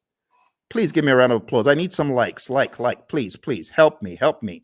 I know some people think, why is he asking for likes? I need your likes. I can't do this alone. I'm trying to help the world get PMP certified. You need to remember where I'm coming from. On my PMP exam, question 20. Do you know what the time was? Question 20. I was 1 hour in to my exam on question 20. Think about it. If this exam has 180 questions and this guy's only done 20, how many hours does he need to finish the exam? The wise people would say 8 more hours. You're correct. It was a disaster. I had only gotten to question 20, 1 hour in. And this is a very good example of how not to take the exam. Don't take the exam saying, oh, I've got to answer this. I'm going to use all the time I can to answer this one question. No, don't do that. Don't do that. I was spending 3 minutes a question. How foolish. Instead of me to go with my gut and just keep mowing them down, just keep going. Even if you feel they're not right, you don't have the luxury of time. I've had a lot of students who say, Phill, I was shocked. I ran out of time. Normally, before I got into the exam, I was killing all of my mock exams. Of course, because the stakes are higher. Your brain is going to be working differently. You're going to be working differently. So don't try that stuff that you do at home on the real exam, okay? Which is why I say roll up your sleeves and go to a test center, smell the coffee. It'll kick in. It'll kick in. Just drink the coffee, but smell the coffee because you realize the stakes are high. Long story short, after 1 hour, I started writing my eulogy of the PM slain in the Battle of PMP. The PMP who tried his best, the PMP aspirant, the PMP wannabe who tried his best. Phill tried his best, but alas, he was slain at the Battle of PMP. Why was he slain? He didn't have his weaponry right? So I was crafting my eulogy until a conspiracy theorist gremlin pounced on my shoulder. And I'm grateful for that conspiracy theorist gremlin. And the gremlin said, the PMI is looking at you from behind the scenes, and they can see that you got all the questions wrong, and they're giving you more of those questions. You got risk wrong, and they're giving you more risk. You got schedule wrong, they're giving you more. Why don't you go to the back of the exam? It was a crazy thought, but this is what got me out of the exam alive. I jumped all the way to the back of the exam. Back in those days, you could move backwards and forwards between all the questions. And back in my day, there were actually 200 questions. So I went all the way to the back and I started doing the questions from the back, from the back, from the back. Truth be told, hey, use this. Use this as the fire escape. For me, it was the fire escape. I started backwards and I realized the questions were easier from 200, 190, 180, 170, 160, 150, 140, and just kept doing the exam backwards. And it was easy. Then I got to a pocket of difficult questions. It's like these question writers are like fiends from the pit. They know where to grab you and they just, boom, dollop a boatload of hard questions. And it's like quicksand. Don't be moved by that. You can jump over the quicksand, or you could just do C, D, E, C, C, C, whatever the options are, but don't get stuck in the quicksand. I didn't get stuck in the quicksand. Kept mowing them down. I think I had a pocket of difficult ones in 120, kept going back around 70 something, difficult ones around 50. I didn't care. I was just mowing them down, doing my best. And then I got back to question 20. And guess what the time was? 3:55. Pretty much I had 5 minutes left. And the question is, am I going to start changing stuff or am I just going to end the exam? Took a deep breath. Boom, end the exam. And then the screen goes blank. You've been selected for a survey. We would like to find out, did you enjoy your exam experience? Was it clean? Did you like the staff members? Oh my goodness. Now I have to go all the way through this ridiculous survey saying, I liked it, I didn't like it. But remember, the conspiracy theorist gremlin is saying, Phill, you got to say you like it, because if you said you don't, you're going to fail. So what did I do? Yes, I liked it. It was good. It was clean, even though it was dingy and dim lit. Everything was good. It was good. It was good. It was good. Then press the end button and the screen goes blank for like an eternity. Congrats. You've passed the exam. Talk about being chased by, you watch those TikTok videos of crazy bear out of somewhere in Colorado, those bears. That was me. I felt like I had run from the crazy beast. And that's why I do what I do. Because when I came out of the exam, I promise that if I come out of the exam alive, as I'm writing this crazy exam called the PMP exam, I'm promising if I come out of this thing in one piece, two promises. Number one, I promise I'll never curse the PMI. I won't curse them as I always have been. And number two, I promise I'll tell everyone anything in the world that moves. I'll tell them this exam crazy. Crazy exam, crazy exam. That's why I say take no prisoners. Do everything you can before you find yourself in front of that computer monitor. Do everything you can. All right. Final thing we're going to talk about today, my friends. I'm going to show you the PMI's secret sauce for the PMP exam. They have a secret sauce for the exam, and that secret sauce is encapsulated in a document. And the document is simply called PMP Exam Content Outline. I'm going to put that in the link so that you can download it and read it. I'm showing you where all the treasure is buried tonight, my friends. You know, like I said, I'm hitting the road again. I don't know when next I'm going to be able to do this. It's going to be a while. Here we go. Here we go. That is the PMP Exam Content Outline. And I'm going to go over the outline with you, but I'm not going to do it the usual way. I'm going to do it differently. I am going to do it very quickly by going through my special roadmap. It's a roadmap I created for the PMP, and it cuts off, I would say, about 10 hours. It cuts off 10 hours from the curriculum because it's very rapid and effective.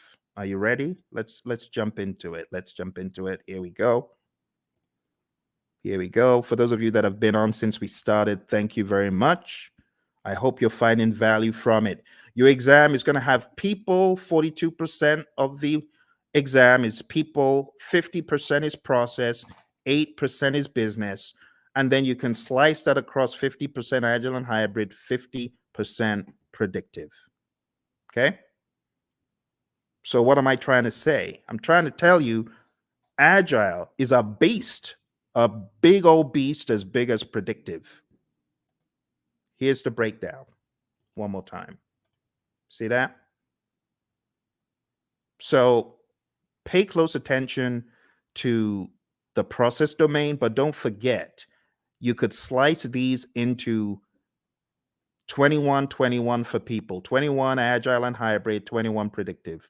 For process, 25 Agile and Hybrid, 25 Predictive. For business, 4% Agile and Hybrid, 4% Predictive. That's the general idea. Okay. Let's go into the people domain very quickly, and I'll just try to wrap it all up. Okay. Number one, I have changed the order from what is in the outline that I sent you. In the outline, it starts off with manage conflict, and then it goes into lead a team and so on. But I'm changing it because I want you to get the flow. The flow doesn't make sense in the outline. I want you to get more of the flow from a time perspective. So number one, what I want you to think about first is building a team. You build a team, and then you begin to define the team ground rules, do's and don'ts, and acceptable behavior. And then you begin to lead a team. You know, my mentor, John Maxwell, he says a true measure of leadership is influence, nothing more, nothing less. You're going to lead the team to success. You're going to help the team understand what to do on the project. Leadership is all about example as well. The Hersey-Blanchard model is also a very good one to talk about here. If you haven't heard about the Hersey-Blanchard model, this is it. The thesis of the Hersey-Blanchard model is you need to be a situational leader. You can either be in a directing mode, depending on the individual. This is where you give low support and more direction, or in a coaching role, or in a supporting role, giving more support than direction, and in a delegating role where you just know the keys to the kingdom are safe with this dude, this girl, because they've proven themselves time and time again. But you don't always stay in one quadrant. You move around depending on the individual and the circumstance. With someone, you could have a delegating approach, but if you change the environment, you may need to have a more directing approach with that same individual. And that's the general idea. The other thing that you really need to know for your exam is the 5 stages of team development: the forming, storming, norming, performing, and adjourning. This will help you on the questions. There's also subtle lingo used. So when it comes to forming, the team members are independent. When it comes to performing, the team members are interdependent. So you got to understand PMI's lingo when it comes to these. I would say it's worth checking how they discuss the 5 stages of team development, or Tuckman's ladder, Bruce Tuckman's ladder. Also, as part of your journey, know the 10 tenets of servant leadership: listening, empathy, healing, awareness, persuasion, conceptualization, foresight, stewardship, commitment to growth of people, and building community. You already know the PMI isn't going to do this in parrot fashion, but you do need to be very comfortable with the narrative. Also, for the people domain, you need to understand the Thomas Kilmann conflict mode instrument. There's no image of this in the PMBOK guides, any publications from PMI, but you need to realize that you could be somewhere in the middle as far as your approach to conflict, or you could be very forceful to get your way, or you could be in a collaborate or problem solve mode, which means you're assertive about your needs and the other person's needs. You could be in the avoid or withdraw mode, or you could be in the accommodate or smooth mode. The accommodate or smooth means you're more focused on the person's needs than yours. Avoid or withdraw means you don't care about yours or the other person's needs. You just want to escape. And that's okay. But avoid or withdraw is not the end. You could be back. You could be back with some additional backup. It depends. Okay. So there they are again. The Thomas Kilmann conflict mode instrument, PMBOK 6, page 349. If you're in PMBOK 7, it's talked about differently. It's kind of wonky because it kind of went off something else instead of sticking to the Thomas Kilmann conflict mode instrument itself. This is what I would recommend, though, for your exam prep. Okay. So going back, we've talked about 6, 12, and 2. The other things you need to know for your exam: definitely understand how you as a leader should build shared understanding. Then we go to task 5, ensuring team members and stakeholders are adequately trained, which is a no-brainer. Number 13, mentoring relevant stakeholders. Whether you're the scrum master or the project manager, you should mentor. Empower team members and stakeholders. Manage conflict. This is where the whole conflict dialogue now comes in. Number 11, engage and support virtual teams. Understand the concept of the fishbowl window. Number 9, collaborating with stakeholders. Number 7, addressing and removing impediments, obstacles, and blockers.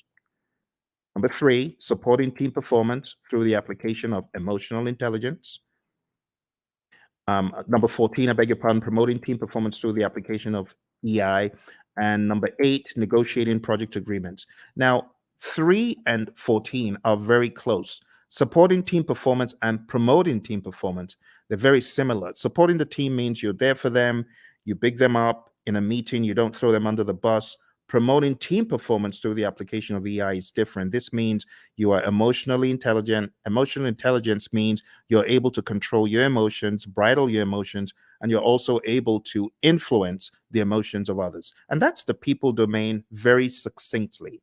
Okay.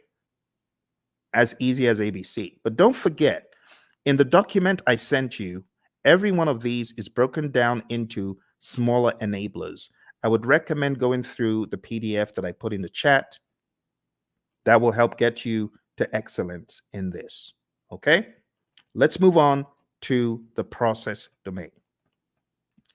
Before we get to the process domain, I really want to accentuate a couple of tools. Okay? The stakeholder power interest grid is big. Make sure you understand that before your exam. You could have the power interest grid, the influence impact grid, and other allotropes of it. And understand the planned stakeholder engagement process. This is where we have our stakeholder engagement assessment matrix. I call it the SEAM. This is where you have your current state of the stakeholder, and that is your desired state. They're currently unaware. You want them to be supportive. The question for your team then becomes, how do I get Bob from an unaware stakeholder to supportive? What are the actions that we need, right? And those are the actions that you got to discuss. So this is a great conversation piece for the real world as well, okay? In the task of collaborating with stakeholders, in which process do you build trust and gain support from stakeholders? What do you think? A, B, C, or D? All right. I'll go quick. So the answer to this, my friends, is where you are communicating with the stakeholders and working with them. And therefore, the best answer is manage stakeholder engagement. You won't get questions like that on the exam because those are very prescriptive to process name, but still you could get the process names expanded upon and camouflaged. So you do need to know what you're doing in each process. Here's another one. On your Agile project, when facilitating a meeting with stakeholders, it is critical to do what? Is it hold the meeting in person? Is it develop and distribute an agenda prior to the meeting? Is it bring snacks? Or is it use technology to record the meeting so you can reference as needed? What do you think? Which one is more agile than the others? Which one makes sense? Okay, so which one is critical? In which one would the meeting sink if you didn't do it? Think about it. It's like a trick question, but you're not required to hold meetings in person in the world of Agile. You don't have to bring snacks and you don't have to record, but it would make sense. For example, if you're holding a retrospective, it would make sense for you to have an agenda and for you to share that. Okay. So this is an example of how, oh, looks a little bit difficult. Am I in the world of predictive? Or mine, it sounds a little bit predictive in the answers, but it says agile. So you got to be ready to face things like that. All right, let's move into the next domain, which is process.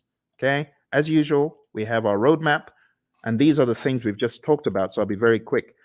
Number one is actually task 13. So this is where you determine the appropriate methodology, the methods, the practices. Are we going to be agile, predictive, or something else? Then you got to establish a project governance structure for rules and regulations and how things work. And then number 9 is pretty much integration. You got to integrate project planning activities. Number 17 is plan and manage project or phase closure, pretty much close project or phase, which we've already looked at today. Number 8, plan and manage scope. Number 6, plan and manage schedule. Number 5, plan and manage budget and resources. So at a high level, number 8 is really scope management that we looked at. Number 6 is schedule management. And number 5 is budget and resources. I'm sorry, it's a little bit obscured because of the color on the screen. Number 7, plan and manage quality of products or deliverables. That's quality as a knowledge area. And all of these also double in the world of Agile. Don't forget. Number 3, assess and manage risks. We've taken a look at that. Number 12, procurement management, pretty much. Number 1, execute the project. Now we can execute the project. After you've done all that planning, now you execute with urgency to deliver business value. Number 16, ensure knowledge transfer for project continuity. Make sure that you're transferring the knowledge, because if that person leaves, what's going to happen? That needs to be your question. All right, manage project issues, have an issue log. Make sure you chase those impediments as vehemently as possible before they eat you alive. So we talk about impediments, obstacles, and blockers. So the question is, what is the difference between an impediment, an obstacle, or a blocker? And the answer is an impediment slows you down. An obstacle is in the way. Now you can go around it, you can go over it, but when it comes to a blocker, you're stuck in your tracks. You're stopped. That's really bad. They're all bad, but blockers are the worst because they just stop you in your tracks. You can't move. When we talk about managing project issues in the world of predictive, all of those things are in your issue log. You got to go after them. Manage project changes just means manage changes using your change management plan. Your configuration management plan must also be considered. This is manage project artifacts. 3 artifacts in Agile. Who remembers?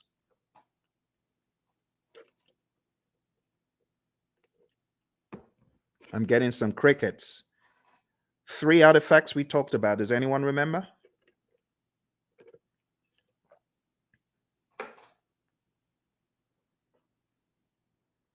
Hello? Everyone's quiet. Okay, I don't bite. All right, so the artifacts I was looking for from the world of Agile is your product backlog, your sprint backlog, and your increment or PSI. In the world of predictive, I was expecting the baselines and the plans pretty much. They're possible artifacts. We could also say our burn charts are artifacts from the world of Agile and things such as that. There are other things we could include. All right, managed communications is the next one. Pretty much managed communications, the communication knowledge area, and then engage stakeholders.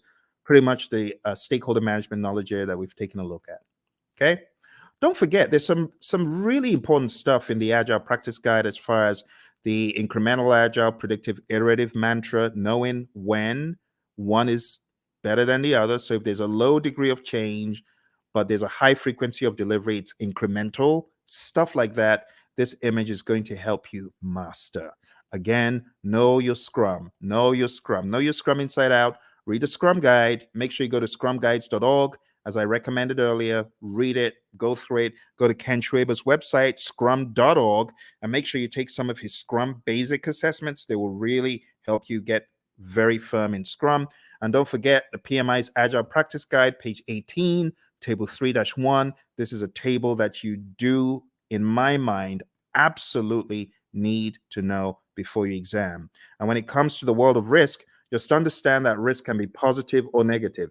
Like in this image, we have, okay, the mouse gets the cheese. Well, that's a positive risk.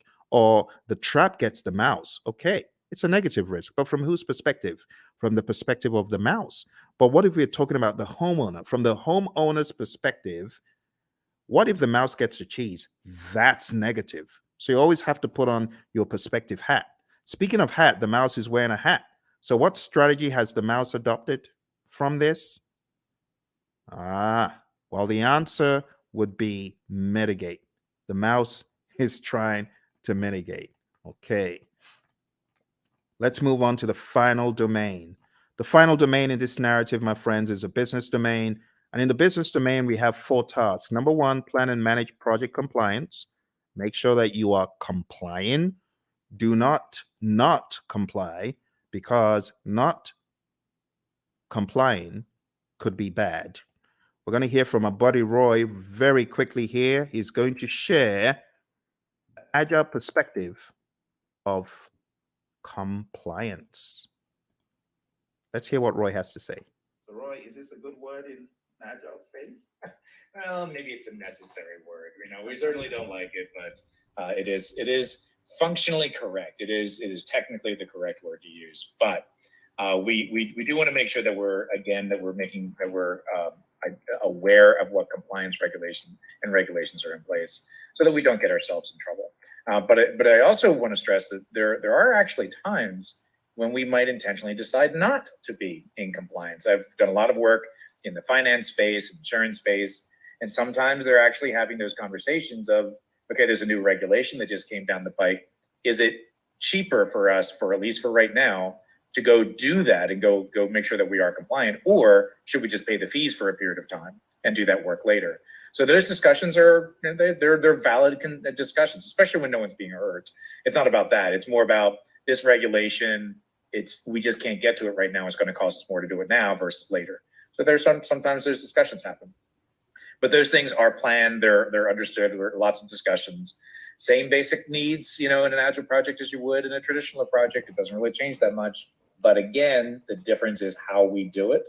We make sure that the teams are very aware of the compliance and regulatory needs, and that they understand them very clearly, so that we don't necessarily have to do reviews to identify compliance. We are encouraging the teams to be compliant always. That's a big difference.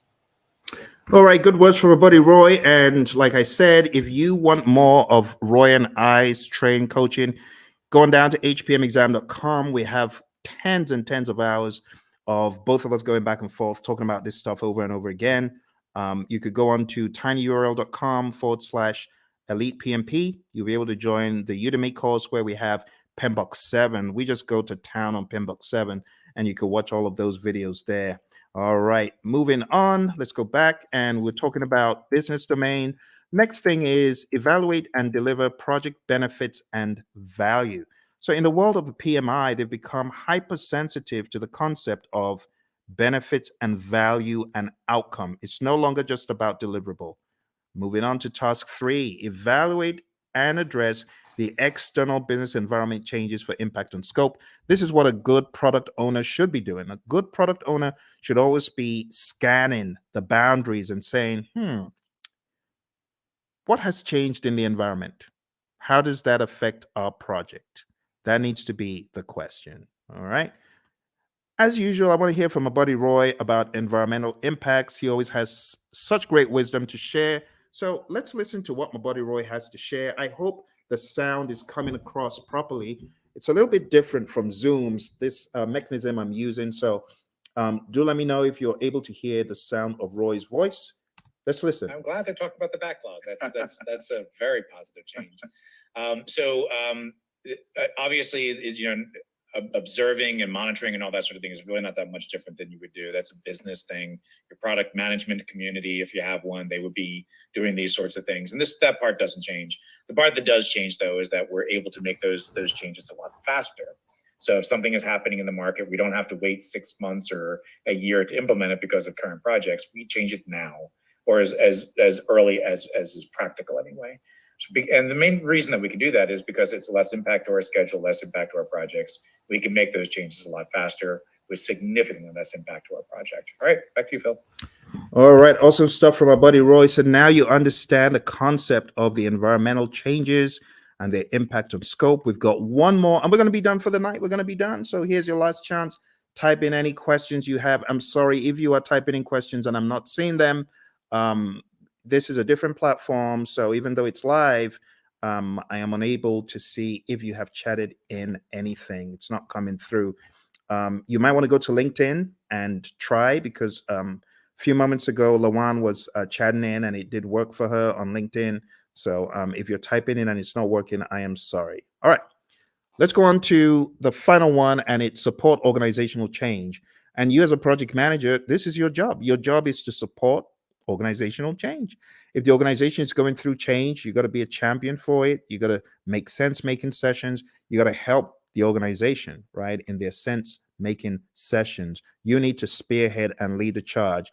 As it says here in what we have in 3.4, it says assess the organizational culture. That's number one. Number two, evaluate the impact of the organizational change to your project. And finally, evaluate the impact of the project to the organization. And then you got to determine required actions either way. That's the general idea. We're going to hear from our buddy Roy, and then we're going to wrap this up. So our buddy Roy is going to talk about organizational change from the world of Agile. Let's hear from Roy. So Roy, how do we think about supporting organizational change from this perspective? Yeah, this is huge in the Agile space. And the main reason is to enable Agile to work properly, you need to change the organizational culture. It has to happen. To support things like, experimentation and the ability to fail and removing impediments as quickly as possible. All of these things may be contrary to the way that your organization is set up and contrary to the culture. So as project managers, as Scrum masters, you need to be evangelists and champions of the process and encourage that change by educating your leaders, educating your business partners, your stakeholders, making sure they really understand what this is all about. Organizational change, let's say this, the biggest barrier to Agile adoption is organizational culture. So if you're looking for one thing that's going to be your biggest problem, it's the organization itself, the culture of the organization. So you need to pay particular attention to that, because you're going to see behaviors that are more traditional in an Agile environment. But in an Agile environment, those traditional behaviors don't work, right? If you're expecting to see things the same way, do things the same way, and just do Agile, you will fail. It will not go well for you. You may get some benefits, but eventually you're going to start seeing where the organization is going to get in the way, and you will start very quickly falling back into traditional approaches because this Agile thing doesn't work here, right? And it's not that Agile can't work there, it's that your organization is just not changing to allow it to happen. All right, Phill, back to you. Awesome stuff as always from my buddy Roy, my Agile coach. Thank you, Roy. And with that, my friends, we are done. Or are we? There's one little piece left that I like to throw in at the end, just to help you see how far we have come. Because when I tell you we've climbed 1,000 mountains, you better believe it. We've climbed so many mountains that you won't even believe. When you see the roadmap of everything we've done tonight, you won't believe how much we've done. We've done a boatload of stuff. We've done so much stuff. It could actually be a little bit mind-boggling to you. So what I like to do at this point, I like to show like a roadmap of all the intricacies of the PMP exam. So let me just go over them one by one. First of all, we've talked about the world of predictive. We've talked about the world of agile. We've talked about the people, process, and business domains. We've talked about Scrum. We've talked about Kanban. We've talked about the Agile Manifesto, talked about the Agile Manifesto values and principles. And then I've shown you PMBOK 7. I've shown you PMBOK 6. I've shown you the 12 principles and the 8 domains. Wow. My goodness. Okay, let's put it all into perspective. I'm going to show you one more image to bring it home. This is going to be the coup de grace. It's going to help you see everything in one place. Okay. But are you ready? I hope you are. This is going to go pretty deep. Let's take a look. I call this the PMP Mind Map. PMP Mind Map. And this mind map encapsulates the entire journey. I think at the end of it, you'll probably appreciate all the work you have been doing, actually. All the work you've been doing to succeed on your PMP, you're going to see it come to light here. All right. Here we go.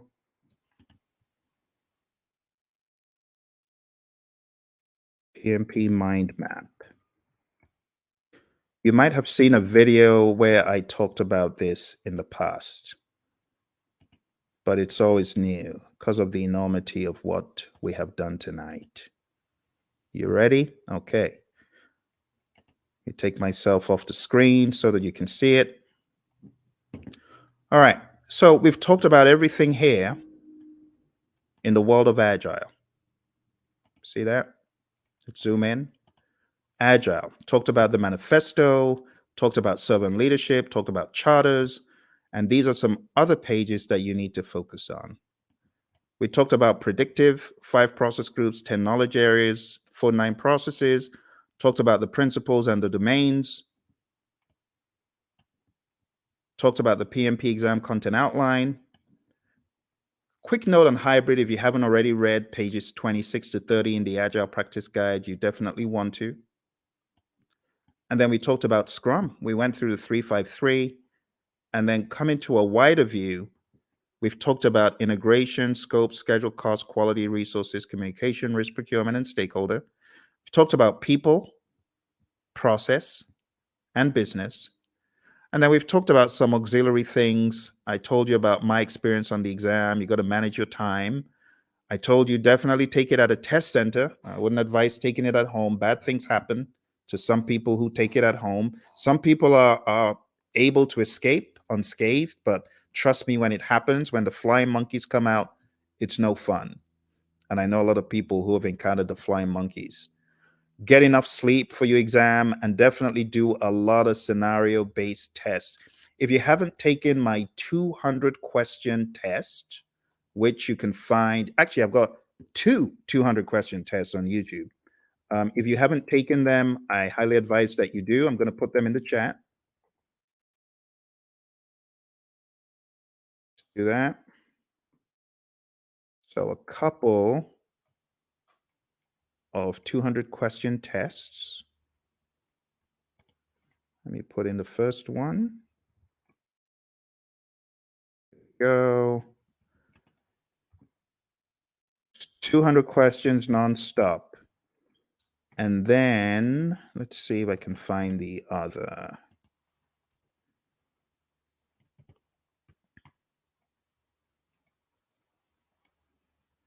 Okay, let's put in the other. So here's the other one. And these will just give you a great idea of how to navigate questions on the exam. I would also recommend, if you have not watched my 35-hour training on YouTube. It's free. It's called the PMP Exam in 40 days, 40 days to PMP Exam Success. There's so many videos. There's over 30 hours of content. Last time I checked, there were over 30 hours. So just go over there and like, subscribe, just follow the channel because I'm always coming out with value for you. Okay. I hope that helps you get some focus and clarity. And if you got any questions in the future, feel free to put some comments or questions below. I'll just try to check out some of our other channels and make sure that I did not miss your questions. If you had any questions.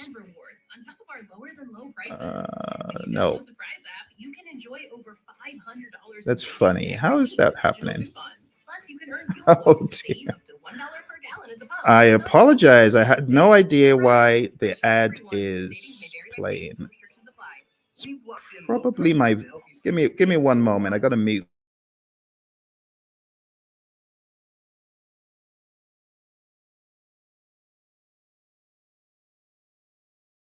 I think one of our other videos went live and then it's 7 o'clock, so it came on. So I apologize. Oh dear, I gave fries unsolicited advertising. Fries, I wasn't supposed to do that for you, but you got a freebie. Anyway, my friends, as I was saying, please endeavor to check out the videos. You got any questions or comments, put them on. I'm not sure how long this will be up. May not be up for long, so make sure you rewatch it if you didn't watch everything from the beginning. But thank you very much. I wanted to go in and check, make sure I had not missed any of the chats. That's what I was doing. So let me go ahead and check. Did I miss anything? Just going to come through and make sure that I didn't miss any of the chats. Okay, I see a lot of chats from me. Any chat I missed? Let's see. Okay, did I miss anything? I don't think I did. Well, my friends, thank you very much for joining me. I appreciate it. You take care, and don't forget, check out all the links, hpmexam.com, tinyurl /elite PMP, and tinyurl.com /elite CAPM. All right? You take care. All the very best. And bye for now.